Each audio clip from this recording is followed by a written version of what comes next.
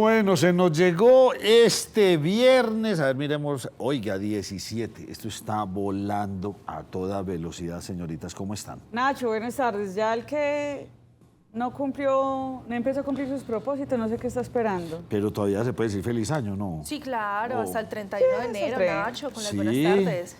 ¿Es en serio? ¡Feliz año, Nacho! Bueno, nosotros seguimos con la promesa de tener en estos días a José Gil, a José Alarcón, para quedar ya así dobleteados como debe ser. Andreas y José. Andreas y José. Y ya, pues esperemos que ya cumplan con sus vacaciones. Espero que todos ustedes se encuentren bastante bien, sigue haciendo calor, vamos a tener una temporada díseli de breve verano y después entrará el fenómeno de la niña. Pero ya sí lo están diciendo porque la entidad norteamericana, que eso sí se la saben todas, ya dijeron, no, se viene el fenómeno de la niña, lluvias y lluvias y lluvias. Y yo a esos señores les creo. No, pero Nacho, les creo y al fenómeno le tenemos miedo. Es que en Antioquia hace 3 años vivimos unos fenómenos de lluvias tan fuertes. Recuérdese la declaratoria de emergencia climática, lo que sufrimos en San Antonio de Prado, por ejemplo, los deslizamientos. Preocupante esa información. Mucho. Bueno, preocupante. Entremos con el tema, lamentablemente nos están matando. Así ya este gobierno no utiliza esa palabra, ya nos dimos cuenta de nos estamos matando, era una acción política, de campaña política, de proselitismo, una vergüenza lo que está viviendo hoy el país, exactamente en el Catatumbo, donde no paran las muertes. De hecho, el presidente creo que a primera hora, muy temprano, se pronunció y dijo, no más los diálogos con el ELN.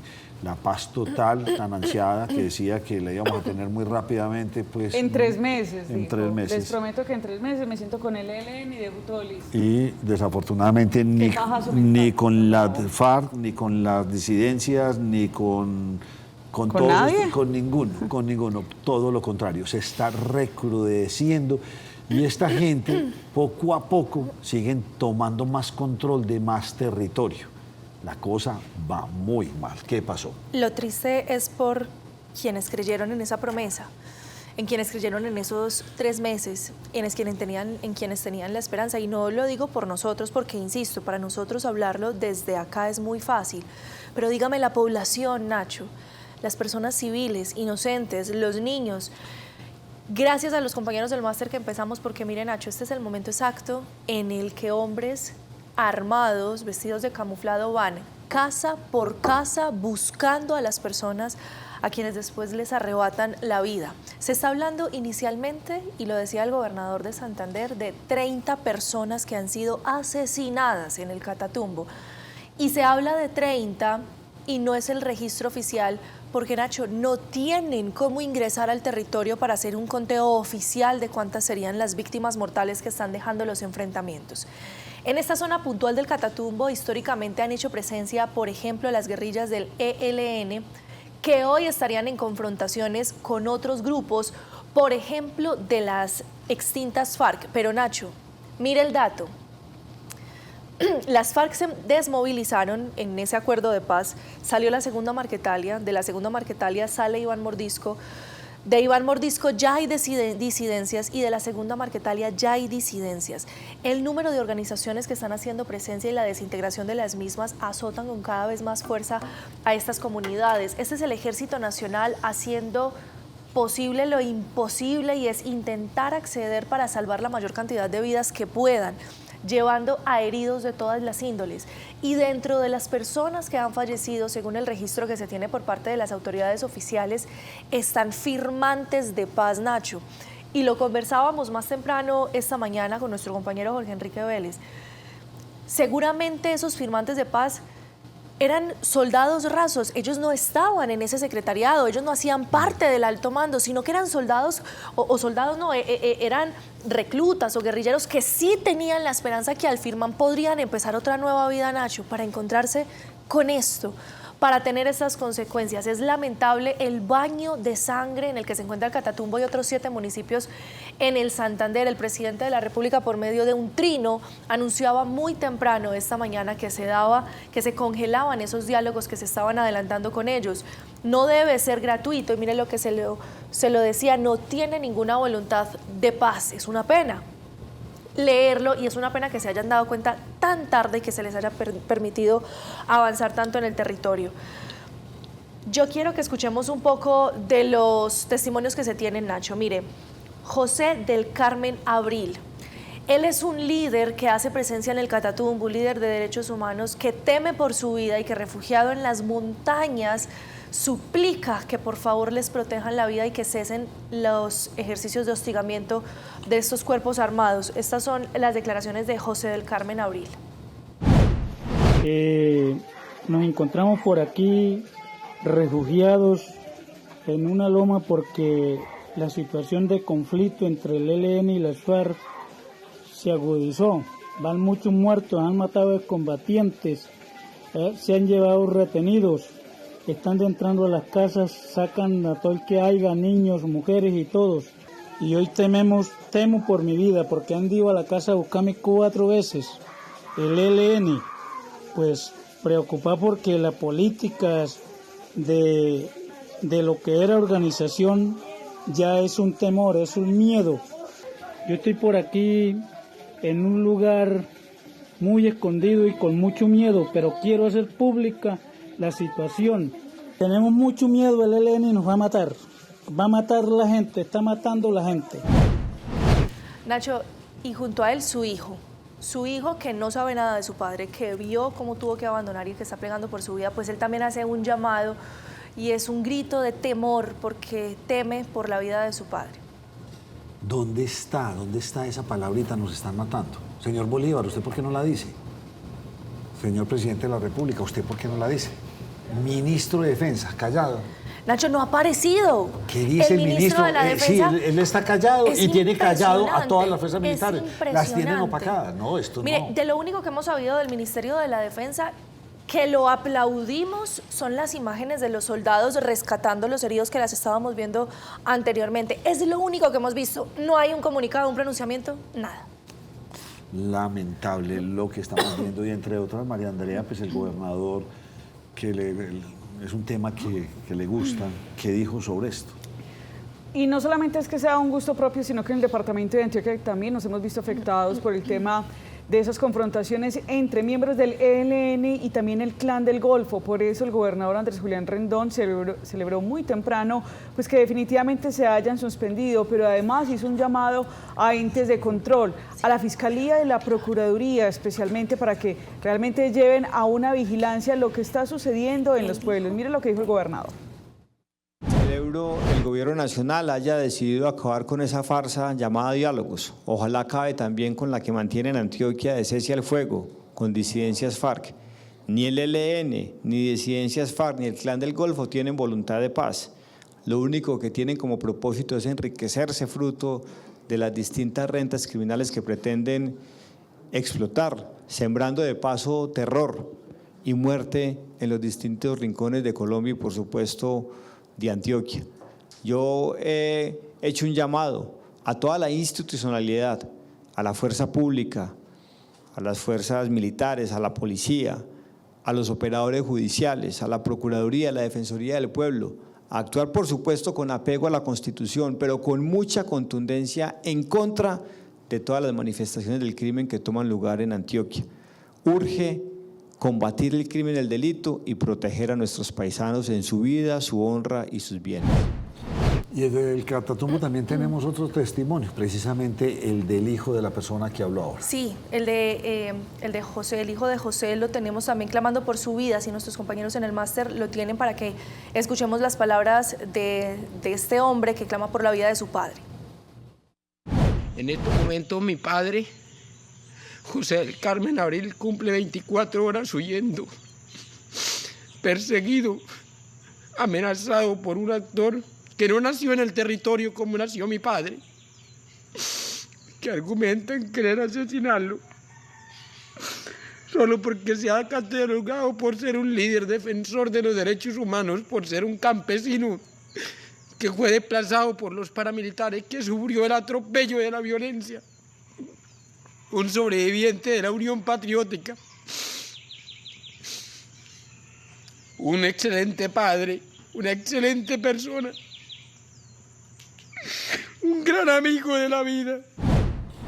Lamentable estos testimonios que se están viviendo en varias regiones del país, donde la delincuencia está retomando y recuperando territorio que el Estado ya tenía bajo su control. Vamos a ver qué decisiones toma el actual presidente de Colombia a futuro, porque esto se puede recrudecer y volveremos a hace 25 años, 30 años. Qué lástima todo. Y van a venir muertes también, Nacho, y eso hay que lamentarlo desde ya, de militares y soldados, porque ahorita lo que van a hacer, o si se hace, que es descargar tropa en el Catatumbo, pues los que van a ir al frente son soldados, y eso se va a convertir allá, Nacho, en una cosa impresionante. Este gobierno no tiene la fuerza militar guardada. No, Nacho, pero es que dentro de esas decisiones está que descarguen tropa allá en el Catatumbo. Entonces, delicadísimo, o sea, porque son inocentes que van a la guerra. Ay, bueno, cambiando de tema, hábleme de la UNGRED. ¿Qué pasó con ellos? Porque se están conociendo nuevos detalles, Nacho, del caso que se está adelantando. Ustedes bien saben que desde la Unidad Nacional para la Gestión de Riesgos y Desastres, UNGRED como la llamamos, se habría dado uno de los movimientos de corrupción más grandes que se han conocido en este gobierno puntualmente, que empezó con el tema de los carrotanques, pero que después fue creciendo y creciendo y creciendo y tomando más fuerza cuando se supo también que se le estaría dando dinero a congresistas y legisladores para que favorecieran las reformas que habían sido presentadas por el gobierno nacional. Este viernes se ha conocido que fueron llamados a declarar ante la Corte Suprema de Justicia varios ministros y exministros del gobierno, porque al parecer en un supuesto o en un presunto cónclave que se habría realizado con Olmedo López fue donde se gestionó el que se dieran esas movidas y esas partidas para que se repartieran los dineros y se hicieran otros ciertos favorecimientos. ¿De quiénes estamos hablando, Nacho? Están llamando a declarar al exministro de Hacienda, Ricardo Bonilla, quien tuvo que renunciar precisamente por este escándalo, a quien le recibió en la cartera actual ministro Diego Guevara, a la ministra del Trabajo, María Inés Ramírez, y a Guillermo Alfonso Jaramillo, ministro de Salud. Todos ellos tendrán que responder ante la Corte Suprema de Justicia por la participación en ese cónclave y por el conocimiento que hubiesen tenido de lo que sucedió en la Unidad Nacional para la Gestión de Riesgos y Desastres. El primero en salir a hablar ha sido Ricardo Bonilla, quien en medio de un comunicado dijo: no fue ningún cónclave, eso era parte de una reunión que había sido programada en la que estábamos tratando temas de gobierno, y sale a defenderse. Lo cierto es que ahora será el Alto Supremo el llamado a determinar la responsabilidad de estos jefes de la cartera. Qué cosa tan impresionante, porque no hemos visto nada. Sabemos que se la robaron toda, corrupción por todos los lados. Hay presos, hay personas juzgadas, nada. ¿Cómo nos movemos en este país de extraño? Vamos a hacer una pausa, ya volvemos.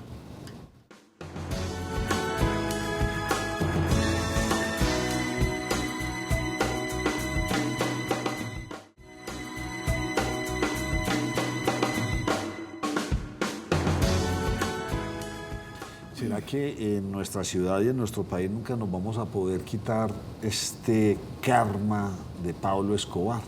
¿Será que nunca vamos a trascender de eso?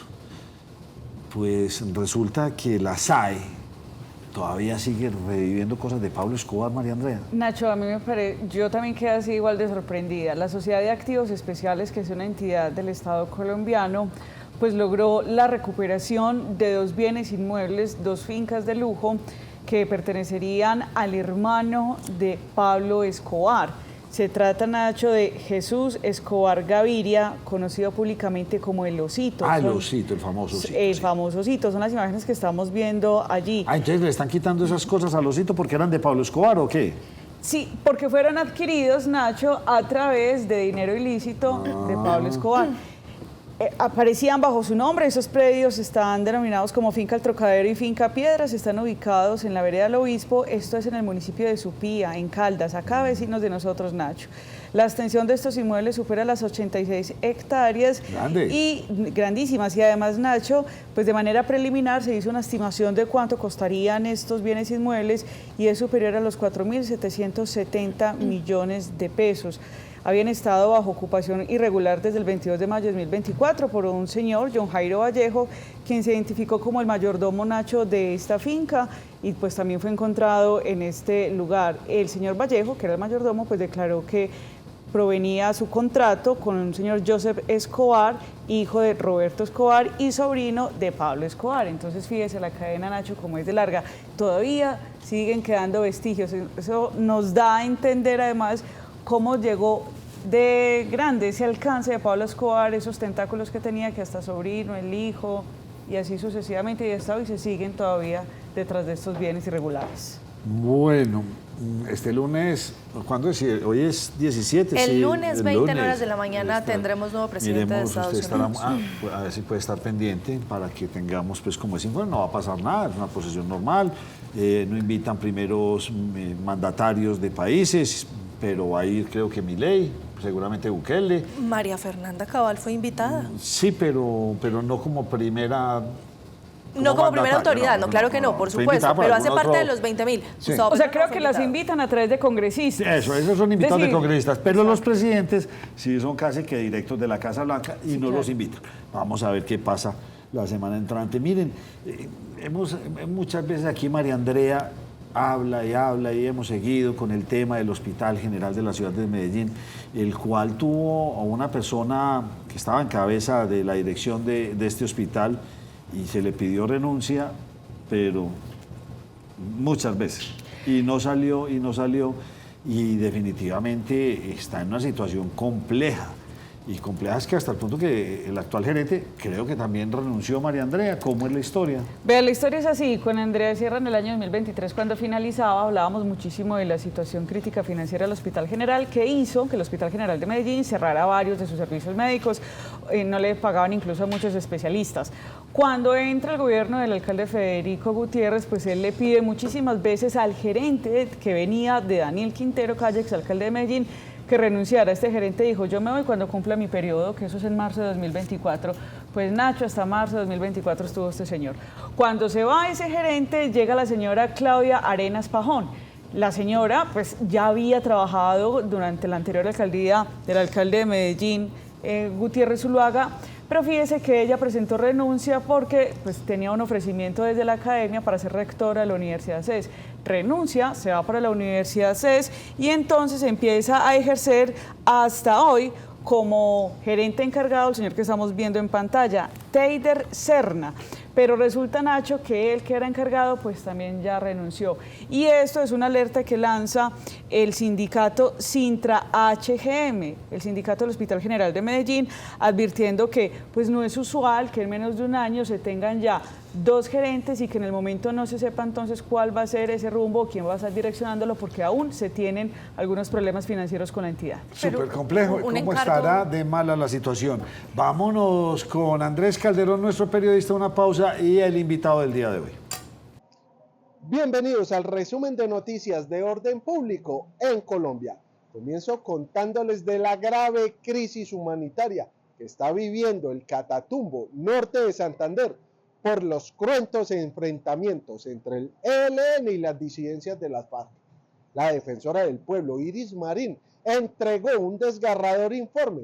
Además, enfatizó en que ya se había hecho la alerta temprana desde el 2024 y al parecer el gobierno no la escuchó.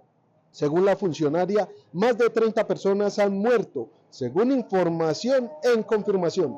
Al menos 5 firmantes de paz asesinados, 10 heridos, líderes han sido asesinados o se encuentran refugiados, secuestros, niños sin acompañamientos o personas con discapacidades fuertes sin poder huir, desplazamientos forzados, confinamientos, inclusive de profesores que se alistan para el inicio de clases. Para atender a las personas afectadas por este conflicto en el Catatumbo, las autoridades declararon alerta amarilla en 12 municipios cercanos para agilizar la atención de las personas heridas, desplazadas u otras circunstancias. Los municipios donde se declaró la alerta amarilla son Tibú, Sardinata, Ocaña, Ábrego, La Playa de Belén, Acarí, Convención, Teorama, San Calixto, El Tarra y El Carmen. Para finalizar les cuento que los pobladores manifiestan que el Catatumbo parece un pueblo fantasma, donde el comercio está cerrado y la gente está escondida en sus casas para huir de las balas y los delincuentes. Por su parte, el ejército anunció que va a reforzar la seguridad en esta zona del país para retomar el control de orden público. Hemos hecho un despliegue operacional aproximadamente con unos 300 hombres que representan funciones de conducción de la guerra de protección a través del fortalecimiento de las capacidades de las bases. Esto con el fin de neutralizar las confrontaciones que se están viviendo entre el GAO Armado Organizado Residuo de la Estructura 33 y el GAO Armado Organizado ELN, que son los que están afectando, asesinando, generando heridos en las diferentes áreas del Catatumbo. Esto también nos obligó de manera rápida a generar rutas de evacuación aeromédicas con el apoyo de las capacidades de la aviación del ejército, por supuesto con las capacidades de nuestra Fuerza Aérea, quienes nos han apoyado de manera permanente. Esto es todo por el momento. Nos vemos en una próxima oportunidad. Hasta pronto.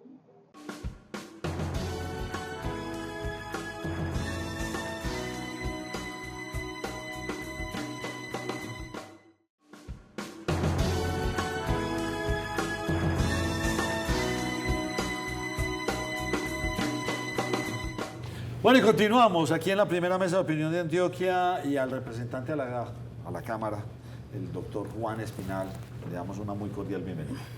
Nacho, un saludo muy especial, un saludo a Andrea, a María Andrea y a todos los antioqueños, y permítame desearle un feliz año, hasta el 30 de enero se permite, 31 de enero se permite desear un feliz año, así que un abrazo muy grande para todos los antioqueños, para los colombianos, que este 2025 llegue cargado de lo mejor. Lo más importante, salud para todos los hogares colombianos. Y muy buenas decisiones políticas porque nos vienen mucha campaña. Bueno, antes de iniciar con el tema que habíamos hablado desde hace días, les estamos contando a ustedes sobre esta resolución que sale sobre muchas tierras del suroeste.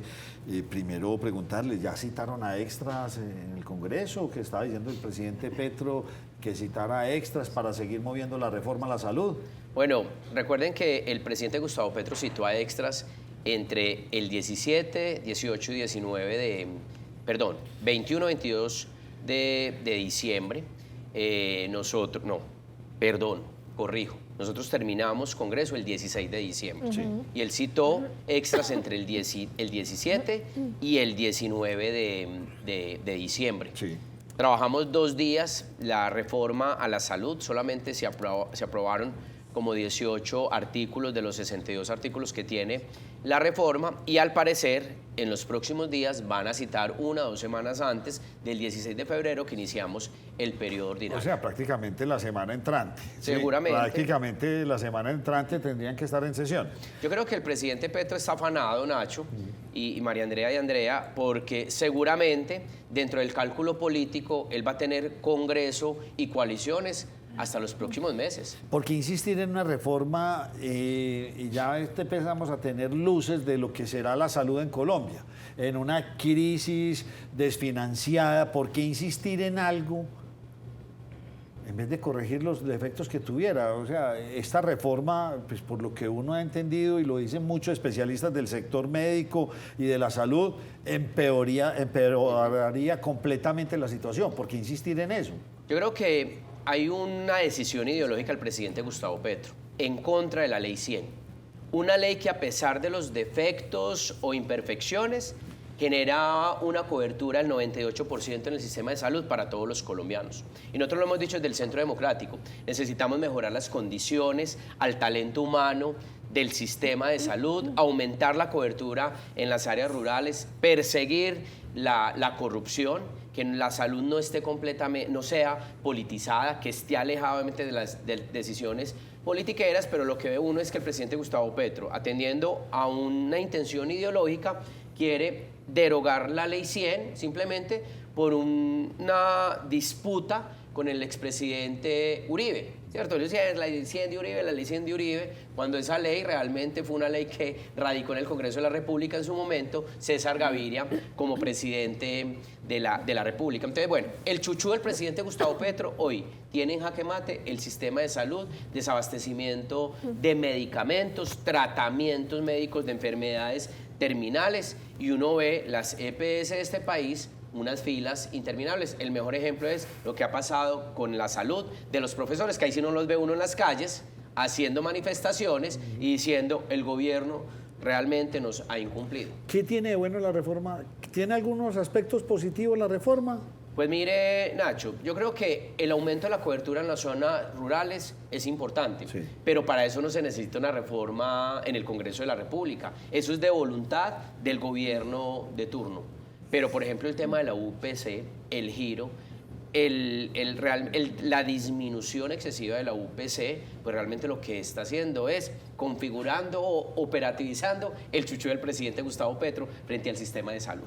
Representante Juan, ¿cómo dentro de la ley 100, cuando se habla de la salud, cómo poder poner o enderezar lo que se ha corrompido de la ley 100? Porque, digamos, el objetivo sustantivo pues es bastante bueno, tiene un espíritu bueno esta ley 100, pero con el pasar de los años, las EPS, eso no lo podemos negar, pues han abusado o han intentado abusar de esos recursos que por años le ha girado la nación y de pronto lo han desviado en otras situaciones, eso ya está demostrado. ¿Cómo realmente poder hacer una expiación de esa ley 100? Porque usted acaba de decir algo muy importante, no es necesario hacer una reforma, eso se puede corregir de otras maneras. Mire, yo creo que hay varios puntos. Primero, la ley 100, vuelvo y repito, quizás si hablemos del sistema de salud, tiene imperfecciones, Andrea, tiene debilidades que se pueden corregir. Pero hay una realidad, y es que la ley 100 permitió una cobertura en el sistema de salud del 98% para todos los colombianos. Recuerda cuando existía el Seguro Social, a los que tenemos canitas, Nacho. Sí. El Seguro Social era filas, filas y filas, y ¿quién podía acceder al sistema de salud? Quien tuviera recursos, las familias pudientes del país, y quienes estaban trabajando, especialmente los del sector público, que accedían ¿a qué? Al sistema de salud. Y nosotros no queremos que el presidente Gustavo Petro y que este gobierno nos lleve nuevamente a lo que era el seguro social. Creo que el punto clave es la corrupción en el sistema de salud. La doble facturación, creo que eso ha sido un error garrafal. La falta de operatividad en la vigilancia y el control, en cabeza de la Superintendencia de Salud, del mismo ministerio, pero también los entes de control. Yo creo que en Colombia hay un problema de justicia y es el nivel de impunidad. Una vez el ministro de Salud decía, mire, no es que no queramos realmente que se mejore el sistema de salud, sino que él decía, que sigan las EPS, pero que no manejen el recurso público. Nosotros queremos hacer directamente ese recurso, girarlo a los hospitales o a las clínicas. ¿Qué tan importante es realmente que una EPS pueda manejar ese recurso público para eliminar esa corrupción? Mire, primero yo creo, confío y defiendo el sistema mixto, el sistema de salud. Que esté en cabeza del Estado, pero que también los privados, como Sura, puedan prestar el servicio fundamental, el derecho fundamental que tenemos los colombianos de acceso a la salud.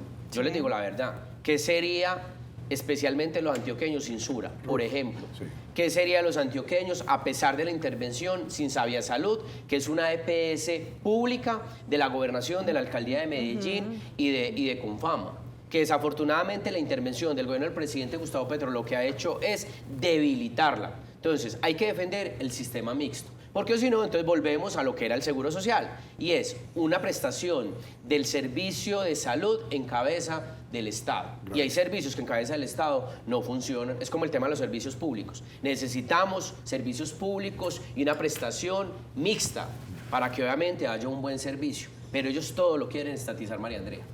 Andrea. Crisis explícita.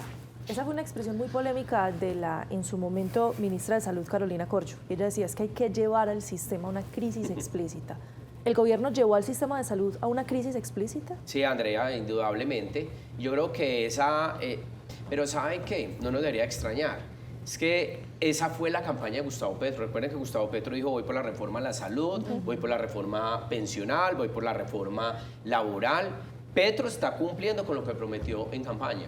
Yo, por ejemplo, veo a muchos colegas en el Congreso de la República que se dan golpes de pecho, que ya se volvieron antipetristas, especialmente del Partido Verde, pero ellas fueron las que ayudaron a montar a Gustavo Petro al Congreso a la presidencia de la República. Y sabían perfectamente lo que él estaba prometiendo en campaña. Y por eso, desde el punto de vista político, la ciudadanía hoy premia la coherencia, especialmente en nuestro Partido Centro Democrático, que fue el primer partido que se declaró en oposición al presidente Gustavo Petro. El primer partido que dijo, ojo, que el presidente Gustavo Petro va a poner en jaque mate el sistema de salud, lo va a politizar. Y esa politización nos va a llevar ¿a qué? A más corrupción. ¿Por qué? Porque no hay falta de control. ¿Dónde está la Superintendencia de Salud?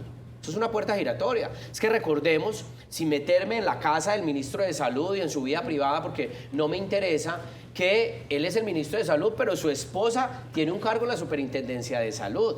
Entonces es una puerta giratoria, ¿cierto? Y hay un conflicto de intereses. Pero la crisis fue una crisis que ellos realmente programaron, montaron, diseñaron y que hoy la está padeciendo la ciudadanía.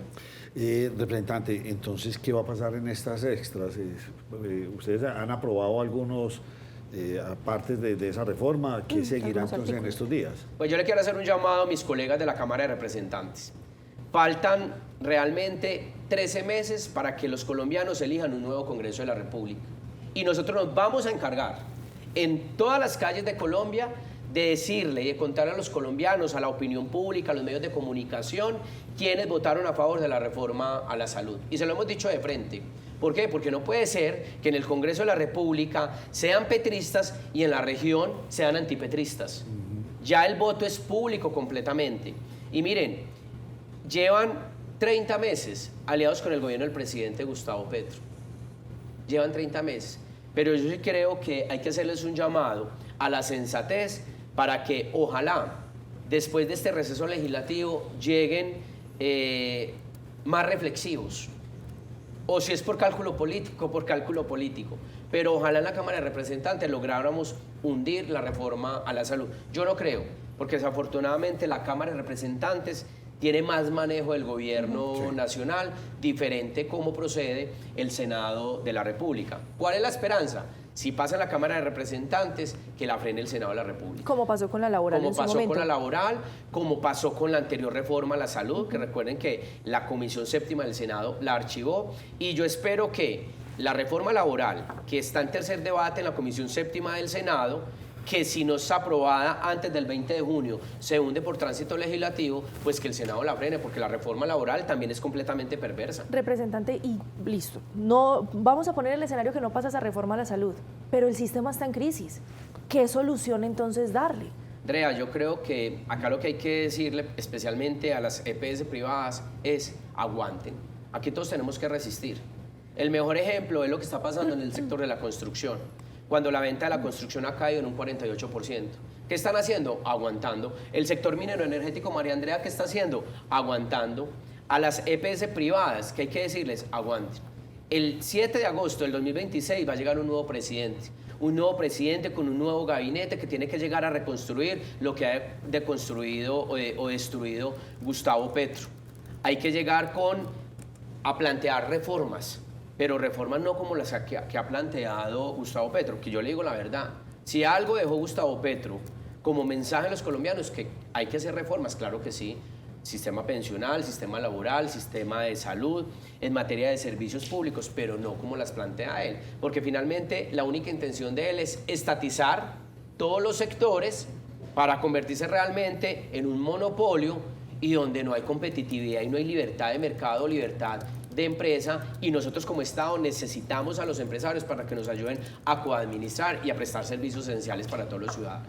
¿Terminamos tema salud? Sí, y yo quisiera preguntar por educación, no sé si hay espacio, porque es muy preocupante lo que sucede con la Universidad de Antioquia, y tenemos un ministro de Educación quien viene y da la cara, yo creo que se le abona eso, que por lo menos está haciendo presencia en la institución, pero que su solución es que hay que esperar, es que se va a hacer un incremento.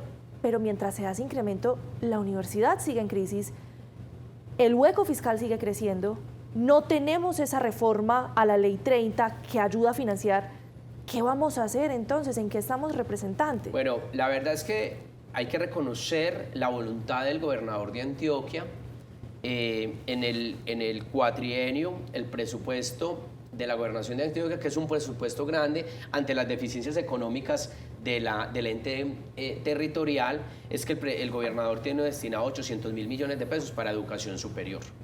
Ya el gobernador ha inyectado recursos a la Universidad de Antioquia. Incluso el IDEA hizo un crédito porque ningún banco le quería prestar a la Universidad de Antioquia, porque es un tema preocupante.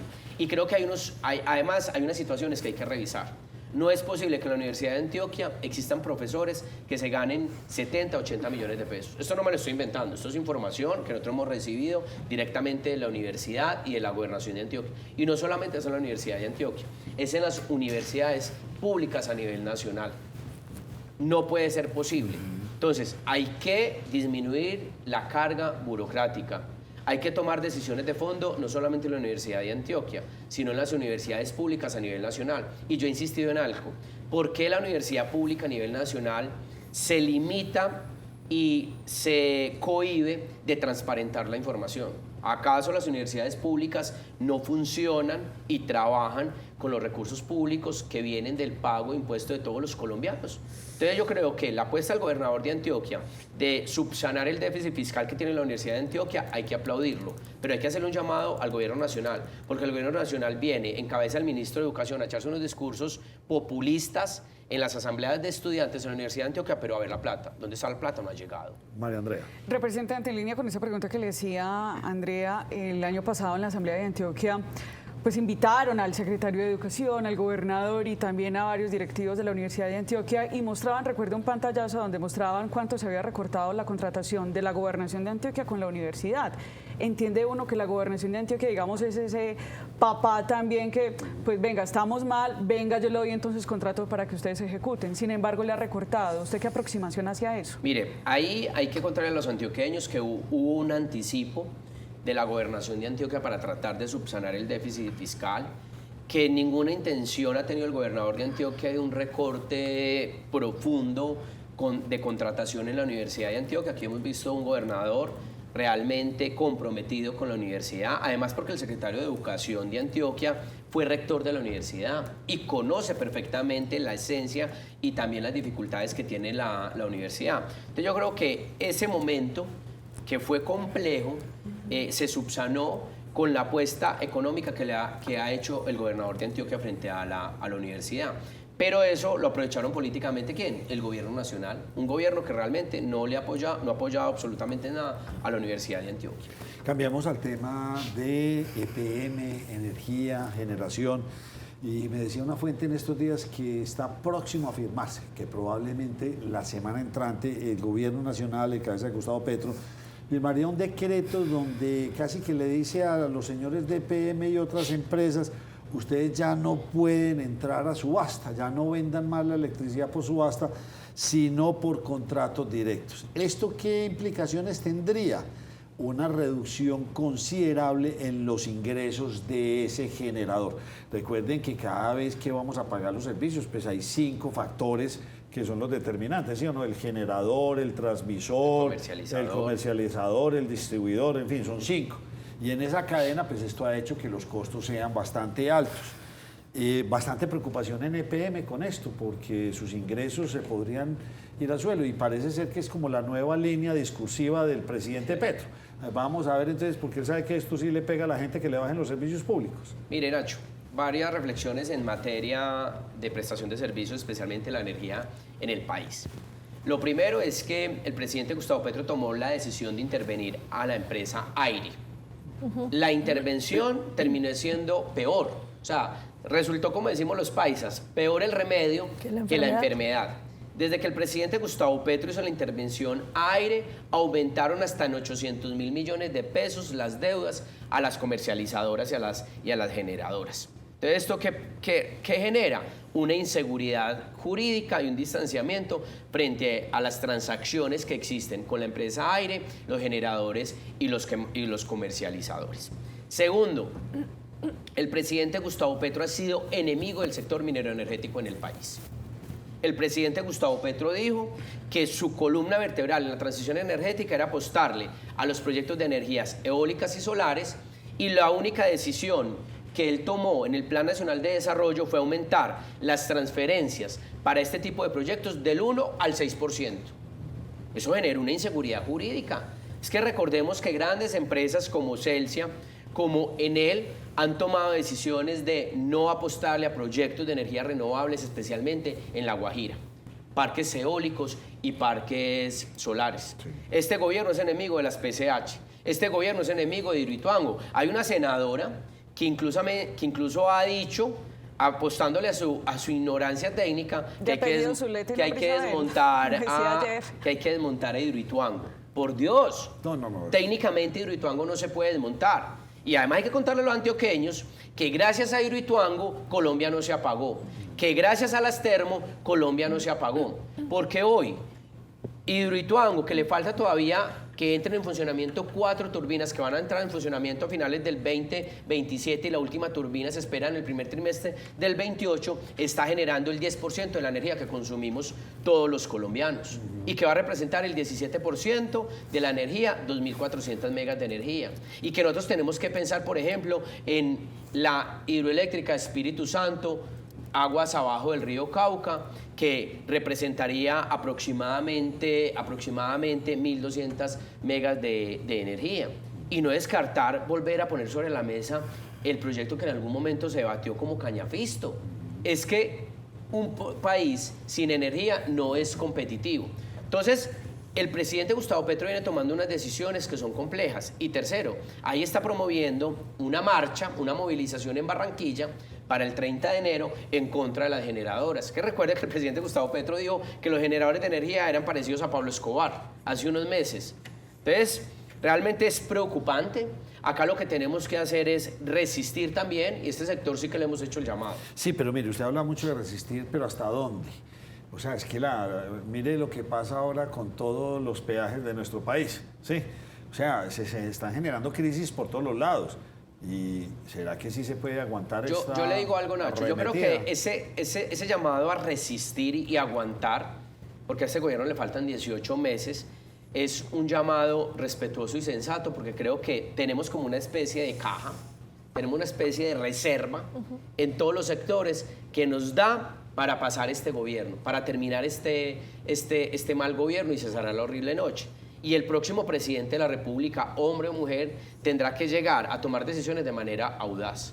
Y en el momento en que gane, inmediatamente que reconfigure quién va a ser su gabinete, convoque a todos los sectores, al sector empresarial, a la academia, a las ONG, a los centros de pensamiento, para decir qué decisiones vamos a tomar. Yo, por ejemplo, tengo un listadito, una libretica en mi oficina en el Congreso, y el próximo presidente decirle, presidente, ojo, este listadito de decretos, usted inmediatamente el 7 de agosto a las 3 de la tarde los tiene que derogar. Oye, cuéntenos cuáles tienen. Por ejemplo, el decreto 44 del 2024 que decretó las tales reservas de reservas temporales a nivel nacional, prohibiendo el desarrollo no solamente minero del país, sino el desarrollo económico. Por ejemplo, el decreto 1275 que entrega a facultades y crea a las poblaciones indígenas como autoridad ambiental.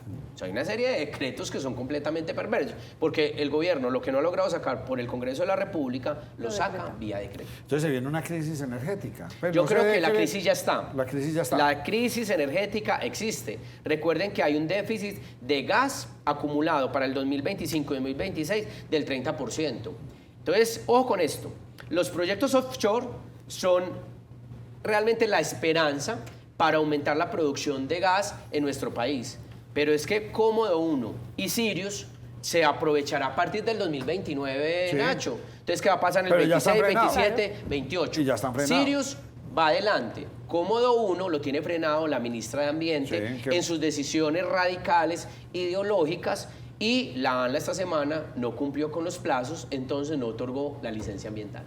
Entonces yo no creo que salga el 2029, creo que se corre el cronograma. ¿Y usted cómo ve ahí al jugador EPM? En caso de que se decreten todas estas cosas, ¿puede afectar las finanzas de EPM? Yo creo que EPM tiene una ventaja y tenemos un presidente de junta como el alcalde de Medellín, que es un hombre que tiene capacidad de tomar decisiones y buscar alianzas y transacciones. Tenemos un gerente técnico, recuperamos el gobierno corporativo y yo creo que EPM va a terminar siendo en gran parte la salvación del país en materia de prestación de energía. En materia de prestación de servicio de gas, a mí me preocupa y lo ha dicho realmente el Naturgas, que es el gremio. El déficit existe, el plan B del gobierno es importar gas de Venezuela, de Estados Unidos o de Brasil. A mí lo que me preocupa, Nacho, es en el momento en que el gobierno tenga que importar gas y diga, bueno, importamos gas, entonces ¿en qué vamos a utilizar el gas? ¿En las termo para generar energía o en el consumo domiciliario o en la industria o en el sector transporte? Es que 200.000 vehículos de nuestro país se mueven por el gas. Claro. Bien complejo. Bien complejo. Voy a hacer una pausa porque tenemos que entrar al tema que nos llama la atención, pero déjeme yo una correlación ahí y después lo paso a usted. ¿Qué opina usted de Carrillo e Isa? ¿Yo qué opino de Carrillo? Carrillo fue realmente un nombramiento desafortunado. Creo que se pone en riesgo el gobierno corporativo. Creo que hoy hay una inseguridad jurídica grave, profunda, porque él no tiene hoy representación legal. Su representación legal está completamente suspendida. Entonces es un gerente de una de las empresas más importantes que tenemos los colombianos, completamente suspendida. Porque su representación legal está suspendida, ¿cierto? Entonces, ¿estaría usted de acuerdo en que se lleven a esta empresa para la ciudad de Cartagena? Yo le digo, Nacho, yo creo que el domicilio a veces ni importa, ¿cierto? Lo que importa es que la empresa se salve, que no debiliten el gobierno corporativo, que los funcionarios, que la memoria histórica institucional realmente procedan como procedió la memoria histórica institucional en EPM, que fueron los que salvaron la empresa. Su pregunta para irme a la pausa. Sobre orden público, pero es cortica, y más que opinar sobre el orden público es, Colombia no tiene ministro de Defensa, representante. Nunca ha tenido ministro de Defensa. ¿Dónde está el ministro de la Defensa de Colombia ahorita que estamos en una Entonces, absoluta conmoción? Ahora María Andrea nos contó, y usted también al inicio de este programa, pues de todo lo que ha pasado. ¿Cuántas personas han muerto? En las últimas horas fueron 30 en Catatumbo. 30. Usted ayer habló... Y en lo que va del año van ya 4 masacres. En 17 días, 4 masacres, nos están matando, que nos están matando. Era una estrategia de campaña del presidente Gustavo Petro, y ya nadie volvió a hablar de lo que nos están matando. No, yo soy de los que más habla de eso. Nos están matando. ¿Y qué está pasando entonces? Entonces, presidente Petro sale hoy a primera hora diciendo, suspendo la mesa de diálogo con el ELN. El ELN no tiene voluntad de paz. Fuera de eso, tiene extorsionado al gobierno nacional. Fuera de eso, declaró a Ecopetrol como objetivo militar, a la empresa más importante que tenemos todos los colombianos. Fuera de eso, las disidencias y los bandidos del ELN en el Catatumbo se están matando entre ellos, un desplazamiento masivo. Ahí vimos como todos los profesores, la población civil salieron en motos. El señor que trabajaba en la funeraria fue asesinado con su esposa y un bebé de 9 meses. Y el presidente Gustavo Petro, como lo decía Andrea, solamente un trino. En cambio, para los niños de Irán, muchos trinos. En cambio, con el tema de los grafitis, más de 10 trinos. Repostea. O sea, el presidente Gustavo Petro tiene una narrativa que así se mueve él. Entonces estamos con Pero la seguridad del país está completamente afectada. En mi pueblo Jericó, el sábado, en plena luz del día, en una esquina llegaron 2 tipos en una moto armados y asesinaron a una muchacha. ¿Por qué? Negocio el microtráfico, Nacho. El suroeste está inundado de microtráfico, el país está inundado en microtráfico. Y el ministro de la Defensa por ningún lado, Andrea. Nosotros nunca hemos tenido ministro de Defensa. Un tipo completamente inoperante, ignorante de su cartera, que no tuvo la capacidad de liderar la fuerza pública, de comandarla, y que lo único que ha hecho es sentarse con los bandidos. Es que Petro lo único que ha hecho con la paz total es, entre manteles, sentarse con los bandidos, y la paz total de Petro fracasó, porque los únicos que se beneficiaron lamentablemente en nuestro país fueron las bandas criminales, entre ellos el ELN. Lamentable el asunto de seguridad que estamos viendo actualmente en nuestro país. Vamos a hacer una breve pausa y vamos a hablar ahora sí de estas reservas para alimentar. Áreas de protección para la producción de alimentos. Ya volvemos.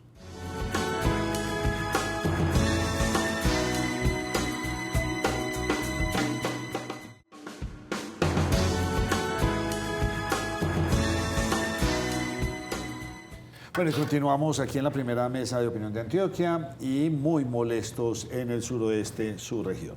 ¿Por qué? Bueno, el presidente Gustavo Petro, en el Plan Nacional de Desarrollo, artículo 32, creó una figura que se llaman las zonas las zonas de protección para la producción de alimentos.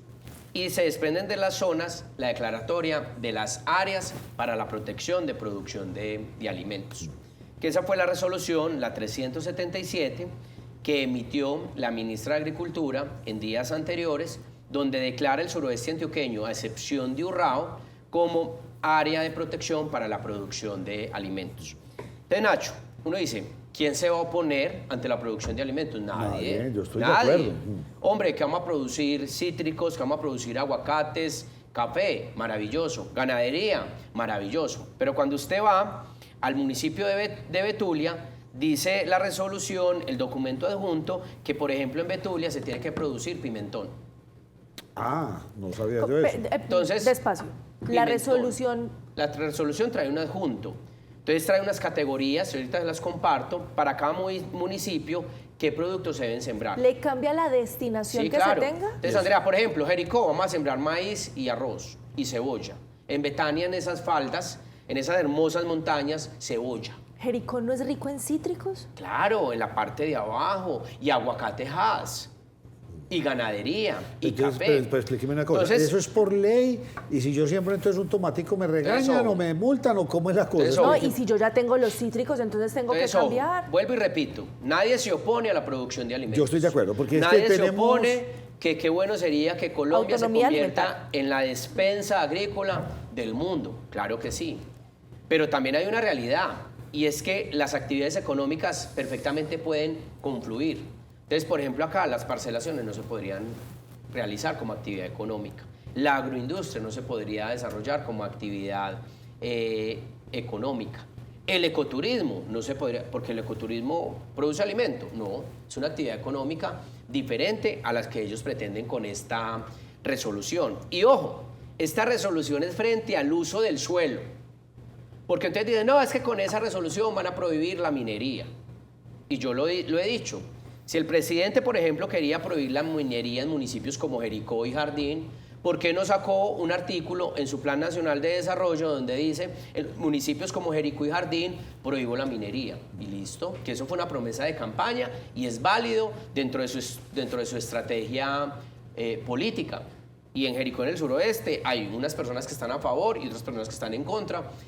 Por ejemplo, del proyecto minero en Jericó o incluso en Canamanta o incluso lo que se ha hablado en algún momento en Jardín, y eso es válido, que hayan posiciones encontradas.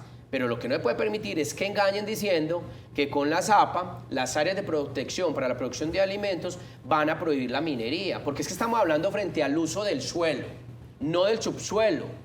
Porque la decisión del subsuelo, de la exploración y la explotación del subsuelo está en cabeza de ¿quién? Del presidente de la República, no de los alcaldes. Y esta resolución va dirigida ¿a qué?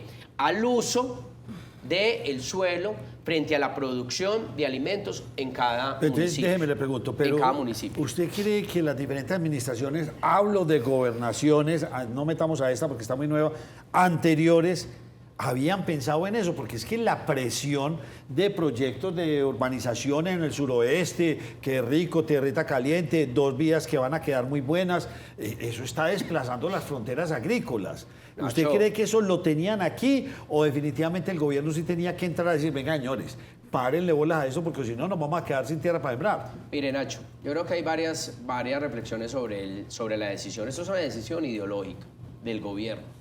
¿Cómo es posible que el gobierno también esté declarando la sabana como área de protección para la producción de alimentos cuando ya también hay realmente unos proyectos bien importantes floricultura muy fuertes. en materia de agroindustria que se pueden desarrollar perfectamente? ¿Por qué mete usted la pasaría? agroindustria? Explíqueme Pero- cuál es la pero- pero diferencia entre la agroindustria y lo otro. Pero escúcheme, Sí. discúlpeme, Nacho, yo te pongo otro ejemplo. La resolución interpretada por un radical y diga, no, es que el café no está es considerado como un alimento.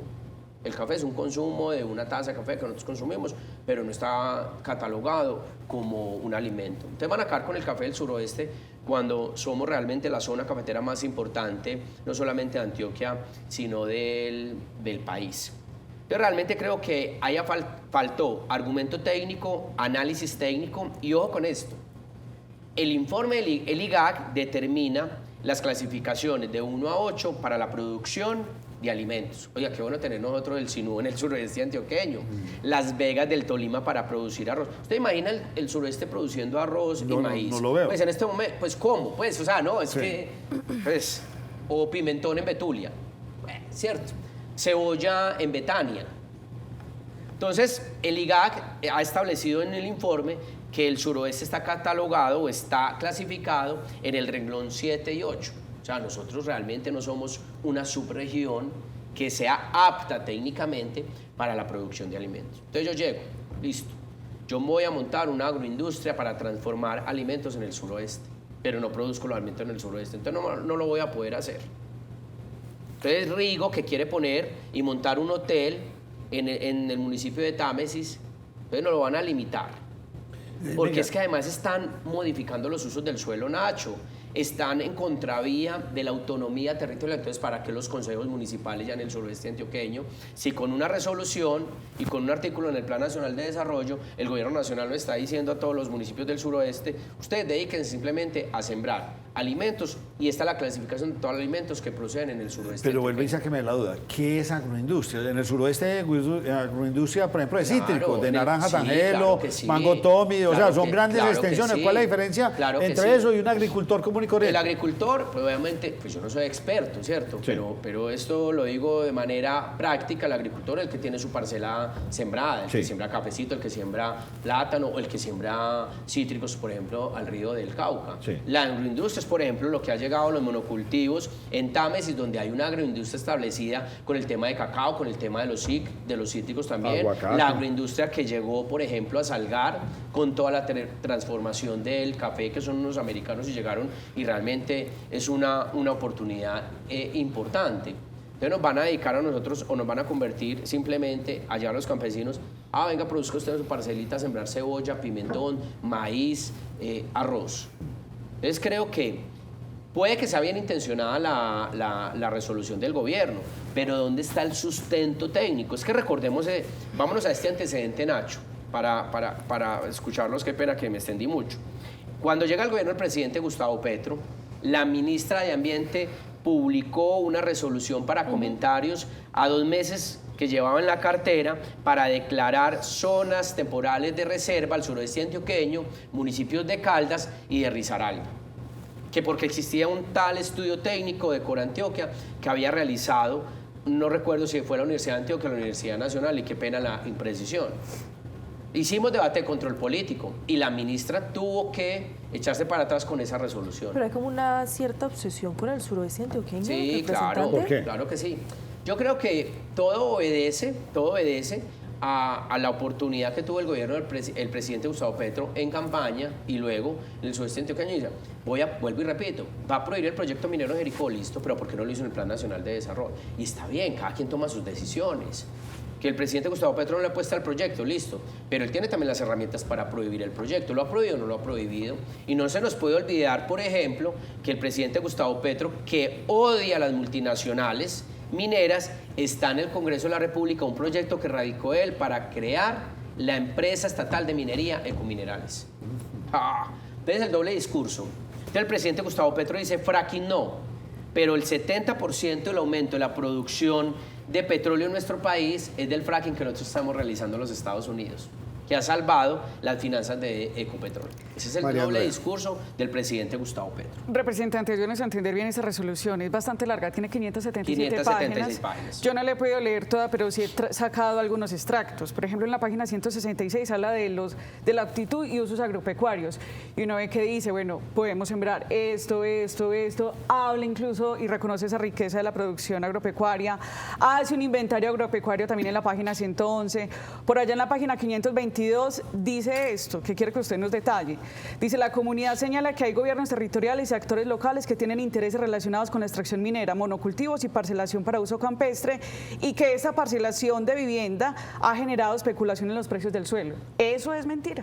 Mire, cuando llega y se desarrolla una región, yo no soy experto pues inmobiliario, pues hay oportunidad. Y el suroeste tiene una gran oportunidad para la exploración y la explotación, por ejemplo, de parcelaciones. Y que llegan oportunidades además económicas, que creo yo que tiene que existir obviamente, María Andrea, un punto de equilibrio económico. Yo lo digo, por ejemplo, yo que soy de Jericó, cuando uno ve que las propiedades, desde que Jericó tiene el boom turístico, que es maravilloso, el turismo en Jericó es una oportunidad económica fundamental. En los próximos días viene el Hype Festival, donde en 3 días vamos a recibir aproximadamente 12.000, 14.000 personas, pero claro, hay que buscar puntos de equilibrio, porque si usted va a comprar una propiedad en Jericó, como dice uno, es incomparable, ¿cierto? Entonces creo que tiene que haber una oportunidad y tiene que haber un estudio técnico y tiene que haber una responsabilidad también con el desarrollo inmobiliario del suroeste versus la ciudadanía que vive en esta región. Voy a quedar en Jericó, donde usted está señalando, porque por acá dice municipios de Jericó, alimentos priorizados en el municipio de Jericó. Dice que los priorizados son arroz, maíz, golupa, limón, lulo, maracuyá, tomate, fresa, granadilla, y aparece el pimentón y lo señalan, área sembrada, una hectárea, producción 19 toneladas, pues una hectárea de pimentón es que sea mucho. Por eso. Pero están priorizando aguacate, plátano, café, naranja, cardamomo, golupa, banano, tomate. Entonces yo no logro entender qué es lo que está irrumpiendo. ¿Es realmente la producción o es que se está metiendo con el uso del suelo que le corresponde solamente al Consejo? Así es. Ellos están transgrediendo las competencias constitucionales de la autonomía territorial. Okay. ¿Quién define los usos del suelo en un municipio? El Consejo Municipal. El Consejo Municipal toma esa decisión. Y eso no me lo estoy inventando, eso está en la Constitución. Entonces, vía resolución, están suplantando una competencia constitucional que tienen los alcaldes y los consejos municipales para determinar el uso del suelo. Entonces, María Andrea, la resolución queda vigente. Usted tiene una finca en el suroeste y usted quiere desarrollar una actividad diferente a la siembra de alimentos. Usted no lo puede hacer. Entonces lo van a supeditar realmente. Entonces yo creo que este tipo de decisiones violentan realmente la propiedad privada, la libertad que tenemos como ciudadanos de definir lo que uno haga en su finca, en su tierra, ¿frente a qué? Frente al uso del suelo. Porque es que esa resolución, vuelvo y repito, esa resolución no está prohibiendo el desarrollo minero en el suroeste antioqueño. Esa resolución va frente a la utilización y el uso del suelo. Mire, ProAntioquia había dicho, Nacho, y con eso termino con los alimentos, ProAntioquia había dicho el año pasado que Antioquia realmente tenía un déficit de producción alimentaria. Yo recuerdo ese informe, incluso asistió el gobernador de Antioquia y creo que estaba como sobre el 35-40%. ¿Esto solucionaría algo, lo que señalaba ProAntioquia, donde decía pilas que le tienen que poner cuidado a la producción de alimentos en el departamento? María, yo lo que creo es que tienen que existir análisis y estudios técnicos y para eso existe el IGAC. Es que el IGAC entrega un análisis de escala de siembra de alimentos a nivel nacional entre 1 y 8, cuando el suroeste está en la escala 7 y 8, es decir, nosotros no tenemos las tierras adecuadas para sembrar esta tipología que establece la resolución. Es que pues qué bueno, por ejemplo, que entonces que Jericó se convierta en una despensa de pimentón. Pues maravilloso, o Betulia, o Betania de cebolla, ¿cierto? Es que yo vuelvo y repito, no vamos en contravía de la producción de alimentos. Uno lo que reclama es, hombre, no violenten la autonomía territorial de los alcaldes y los consejos municipales, no limiten el desarrollo de la propiedad privada frente al uso del suelo. ¿Y cuándo fue la ministra de Agricultura al suroeste antioqueño? O que lo tengan en cuenta, que socialicen. Claro, yo no sé si la ministra de Agricultura conoce el suroeste antioqueño, el ambiente se ha ido varias oportunidades, pero qué bueno fue que hubieran realizado más espacios de participación ciudadana que poco realizar. Andrea Sierra. Representante, perdóneme continuar e insistir con la suspicacia. ¿Pero por qué el suroeste? No, fue todo el país. Son 9, claro, por ejemplo, en La Guajira ya declararon un área. Pero son 9 subregiones del departamento de Antioquia. ¿En Urabá se dijo algo? ¿En Nordeste se dijo algo? ¿En Bajo Cauca se dijo algo? ¿Por qué suroeste? Yo creo que hay son 23 municipios. No, pero mire, pero piensa una cosa, lo dijo lo de la sabana de Bogotá también se metieron en una zona que... Pero estoy hablando de Antioquia, quiero que nos enfoquemos en eso. porque es la zona más... ¿Por qué esa zona? Yo creo que hay una intención del gobierno que... ¿Será porque estaba media... ¿Cómo va lo de la mina? ¿Usted cree que eso sale o no? ¿Quebradona sale? ¿Eso se murió ya? ¿Qué va a pasar con eso? Pues la verdad, yo poca información tengo, yo sé que no... Muy diplomático, muy diplomático. No, la verdad, mire, allá en Jericó, a mí me Jericó, unos dicen Juan es minero o antiminero. Yo les digo la verdad, yo en Jericó he guardado prudencia con el proyecto. Sí. Cuando yo llegué a la Cámara de Representantes, yo he sido el único congresista de este país que se atrevió a realizar una audiencia pública en Jericó. Y la hice con la participación de aproximadamente 800 personas. llegaron los ministros, los funcionarios del gobierno nacional en su momento del presidente Duque. Y yo respeto las posiciones, la posición que está a favor y la posición que está en contra, que es muy importante, obviamente, proteger al municipio, proteger a la región. Seguramente el proyecto se ha equivocado en muchos temas.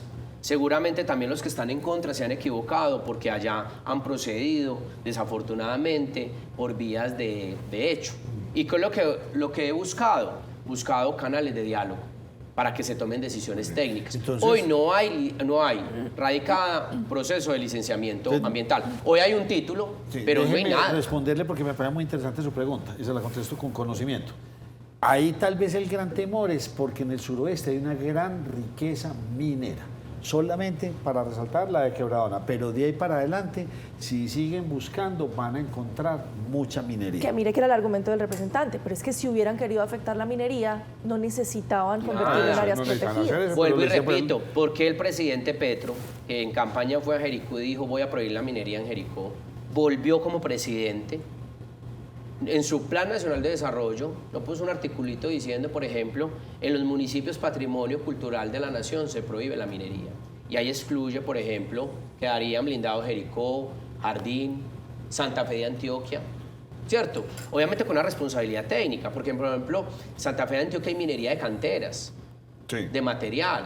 Sí. ¿Por qué va a llegar a limitar ese tipo de minería? Y eso es minería. Entonces, por eso digo, hay temas económicos y decisiones de Estado que tienen que ser argumentados técnicamente y decisiones técnicamente. Desafortunadamente, las decisiones del gobierno nacional en materia mineroenergética, como en muchos frentes, casi en todos, han sido decisiones ideológicas y no técnicas. Bueno, le voy a cambiar el tema por otro lado porque mucha preocupación hemos visto por parte del gobernador. Ya vimos a Federico, el gobernador, allá en el Toyo. Antioquia o Medellín sigue incomunicada. De pronto, las vías hacia el norte, por vías del NUS, eso va bien, eso va muy bien.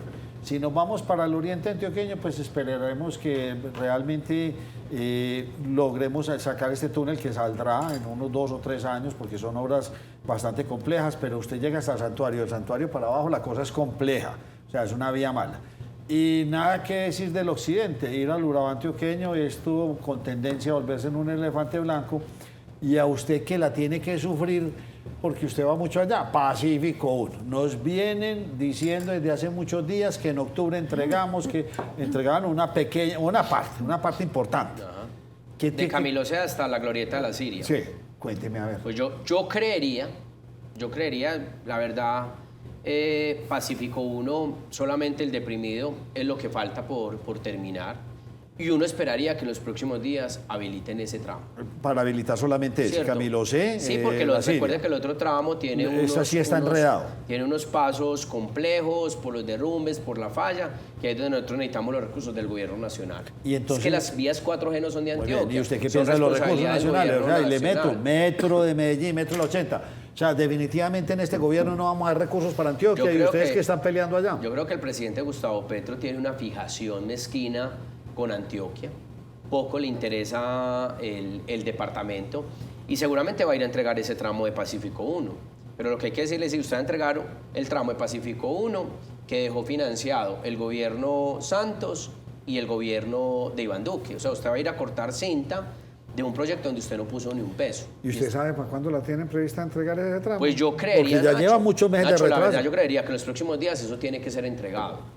Y eso va, obviamente, a ayudar muchísimo a movilidad no solamente del suroeste, sino eje cafetero y el valle del Cauca. Sí. Y es un tramo bien interesante, esos túneles están quedando muy bonito, muy bien, pero ¿cierto? eso es, pues, como dicen por ahí, tener la mamá pero muerta. Entonces, o sea, eso no está funcionando. Pacífico 1 se colgó de una manera que está haciendo un daño grandísimo. Desde la bancada, en cada presupuesto, insistimos que necesitamos recursos para terminar las vías 4G. Y entonces Puerto Antioquia lo vamos a terminar. Entonces, ¿y para qué terminar Puerto Antioquia si no vamos a tener vías para ir allá? Entonces el presidente Petro se niega a ayudar con recursos a las vías 4G y ahí es cuando entró el gobernador de Antioquia, el alcalde de Medellín, entréguenos el contrato para terminar el tramo que conecta Santa Fe de Antioquia con el Toyo y el lunes estuvimos con el gobernador y el alcalde de Medellín. dándole apertura al túnel cero. Sí. Una inversión de 300.000 millones de Ahí pesos. lo hemos metido en el tonusco, pero un poquitico más arriba ya nada. resaltar además el liderazgo. Con ese calor. Allá estábamos con María Andrea. Resaltar el liderazgo del gobernador de Antioquia, el alcalde de Medellín, frente a apostarle un proyecto y a invertir unos recursos que puedan invertir perfectamente en otros proyectos, pero no, ¿invertirlos en qué? En un proyecto que debería realmente terminar el presidente Gustavo Petro. ¿Se va a caer la reforma pensional cambiándole de tema? Hombre, ojalá. Yo creo que existen todos los argumentos sólidos en el vicio que se generó en el trámite legislativo en el Congreso de la República. Por menos se cayó la reforma tributaria del expresidente Iván Duque. Por más se debería caer la reforma pensional. Es que solamente nosotros... Pero esa reforma pensional sí es así de mala, mira, o sí le da viabilidad a la gente. Mire, Nacho, nosotros habíamos aprobado solamente 6 artículos. Sí. De 86 artículos. Presentamos más de 600 proposiciones para debatir el articulado y allá no hubo debate. Llegó mágicamente una proposición acogiendo el texto del Senado, pupitre limpio, y pasó la reforma pensional. Una reforma pensional donde nosotros preocupa que todos los recursos queden en cabeza de Colpensiones, qué va a pasar con el futuro pensional de nuestros jóvenes. Entonces, Clarísimo. Y esperemos que la Corte Constitucional proceda. Y me tengo que ya rematar con esta pregunta. Nueva reforma tributaria. O sea, este gobierno no... Nosotros somos el cajero electrónico del gobierno, ¿o qué? Pues si la presenta, que la volvemos a hundir en el Congreso. Ya lo hundimos una en diciembre. Sí. Y por eso están diciendo, es culpa del Congreso, culpa del Congreso. No hay recursos para el ICETEX, culpa del Congreso. No hay recursos para aumentar la OPC, culpa del Congreso. No hay recursos para prosperidad social, culpa del Congreso, porque hundieron la reforma. Todo es culpa del Congreso. Pero mire la lista. UPC, ICETEX, del Ministerio de Minas y Energía también dijeron que no se podía dar un subsidio a una energía porque todo dependía de 12 billones de pesos. El presupuesto es de más de 500 billones de pesos, pero solo esos 12 sostenían todos los proyectos de inversión del gobierno nacional. Andrea, y la pregunta y la preocupación es la baja ejecución de muchos ministerios, de muchas carteras, ¿y dónde está la plata? ¿La están guardando para campaña? ¿Pero dónde está? Nacho. Sí, no, probablemente la están guardando para campaña. ¿Dónde está? Seguramente la está guardadita para campaña. ¿Qué pasa si yo con un ministerio no ejecuté? Yo tenía un propuesto el año pasado de 1 billón y yo nada más, el caso pues de la prosperidad, nada más ejecuté 100.000 millones. ¿Qué pasa con esa diferencia? Esos 900.000 millones se guardan para este año, se desaparecen o vuelven y le inyectan otro billón y entonces ya tiene 1.9 billones. Cada año se determina el presupuesto. Y pero si no me lo gasté, ¿qué? No es que se acumule. Vuelve a la bolsa presupuestal del Ministerio de Hacienda. Dentro del presupuesto se devuelve global, al Ministerio de Hacienda. Presupuesto global. No es que y se acumule, no. La vicepresidenta de Francia Márquez, como no me lo gasté, entonces ya tengo más platica el año entrante. Recuerde que por regla general el presupuesto es anualizado. Hay unos presupuestos excepcionalmente que no son anualizados. Por ejemplo, el presupuesto de regalías es un presupuesto a 2 años que aprobamos en el Congreso de la República. Es bienal. Hay algunos proyectos que no son anualizados, sino que son bienales. Entonces, quien no ejecutó su presupuesto, su ministro, esa plata al final del año la tiene que volver a Hacienda. Sí, claro, a la bolsa presupuestal. Y entonces Hacienda está muy platudo, ¿no? Sí, ¿y dónde está la plata? No, pues en un CDT. ¿Dónde está la plata? Está en un CDT. Guardadita para campaña. Guardadita para campaña. Probablemente. ¿Y cómo la van a invertir en campaña? Van a empezar a hacer ya todos esos trabajos antes de elecciones. O sea, empezar a invertir ahí sí fuertemente, no tiene sentido la política. O sea, gobernar 4 años para utilizar el dinero de los colombianos solamente para hacer campaña, eso no tiene sentido. Yo creo que tenemos muchos retos. Y el reto más importante que tenemos todos los colombianos es proteger la democracia y la libertad, que no nos ocurra lo mismo de Venezuela, desafortunadamente. Lamentar la complicidad del presidente Gustavo Petro y el canciller con la dictadura de Nicolás Maduro, pero creo que hay una esperanza. El lunes se posesiona Donald Trump. Marco Rubio sin duda va a llegar a tomar decisiones importantes de lucha contra el narcotráfico y grupos terroristas aliados del narcotráfico, que son realmente, esos son narcoterroristas que completamente tienen un mercado ilegal permeado y que hay que perseguir y combatir. María Andrea, una pregunta suya y la última mía para cerrar. Bueno, esa es chiquitica, representante. Bueno, vamos ya para elecciones. ¿Usted qué está pensando con su futuro? ¿Va a dar ese escaloncito más? ¿Va para el Senado? Esa es la pregunta Cuéntenos, buena. pues. Bueno, nosotros tenemos un equipo que lidera la senadora Paola Holguín. Ella hoy es precandidata presidencial del lado de los otros 4 precandidatos del Partido Centro Democrático. Y como equipo, bajo el liderazgo de ella, en su momento tomaremos las decisiones. ¿Y cómo hace la agenda del Centro Democrático? Por el momento muy concentrado en dar el debate de la Cámara de Representantes y defender los intereses de los colombianos y la democracia. Ya se conoce esa Cámara, el Pero derecho y venga, al revés. representante. Sí, pero mire, María Andrea, Paola es mi amiga personal, pero políticamente es mi jefe político. Hacen Y la yo, dupla, y sí. yo realmente lo he dicho siempre en público y en privado. Yo estoy donde ella y el equipo me necesitan. ¿Cómo hace la agenda? Que eso es una respuesta muy correctamente política, pero la verdad es... Esa es la verdad. ¿Cómo va a Sí. ser la agenda del Centro Democrático para elegir su candidato a las próximas elecciones presidenciales? Pues mire, en este momento estamos recorriendo el país, realizando foros importantes. El primero fue en Barranquilla sobre el tema minero energético, el segundo en Bogotá sobre el tema de seguridad. El 8 de febrero va a ser en Valledupar, todavía no conocemos la temática que se va a tratar. Y esos temas, lo ha dicho el presidente Uribe, los 5 precandidatos definirán cuáles van a ser los mecanismos para elegir el único candidato, ¿Y tienen que fecha? tendrá que salir, obviamente, a buscar alianza con la centroderecha de nuestro país para derrotar el progresismo, porque nosotros 4 años de petrismo aguantamos, pero 8 años de progresismo creo que este país no Y aguanta. venga, ¿y tienen fecha? ¿Octubre de este año o marzo del año entrante o febrero del año entrante? Lo que yo digo es que realmente se comenta, y es que sin duda, antes de que termine el año, seguramente el partido va a tener candidato único, un proceso muy similar al que vivimos con Iván Duque, que antes de que terminara el año, en su momento, 2017, Iván Duque candidato único para ir a una consulta, como fue él con Marta Lucía, con el doctor Ordóñez, y eso es lo que nos toca a Y nosotros. seguimos con esas... Con las giras. Con esas 3 mujeres, 2 hombres. Sí, estaban las senadoras Paloma Valencia, María Fernanda Cabal, Paola Holguín y los senadores Miguel Uribe y Andrés Guerra. Uy, va a estar para alquilar. Van a seguir de gira. Sí, claro, de ¿Cuándo gira, están en Medellín? recorriendo el país. El partido tiene planteado un foro programático en Medellín.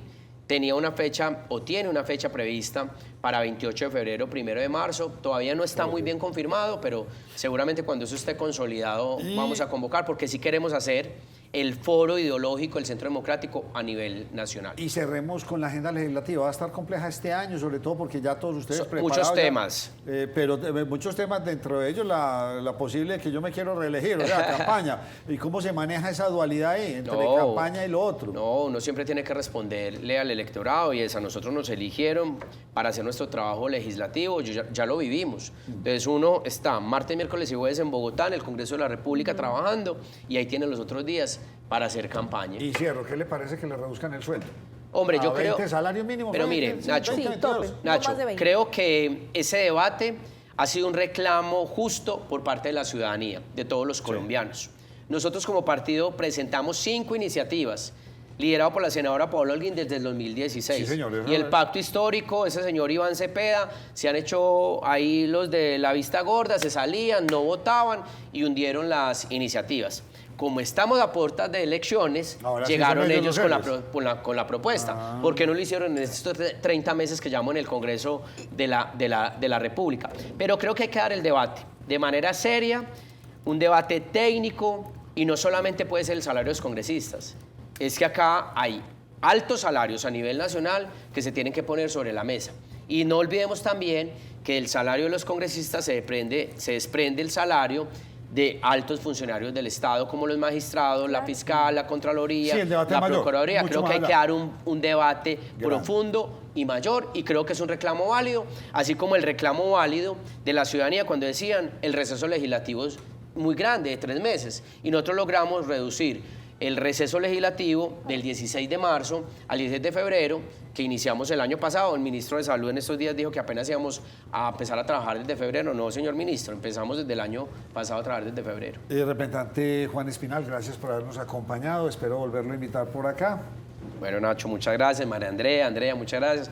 Y nuevamente un abrazo muy grande y un feliz año para todos los antioqueños y los Gracias, colombianos. señorita. Nos vemos el próximo lunes aquí en la primera mesa de opinión de Antioquia. Gracias por habernos acompañado.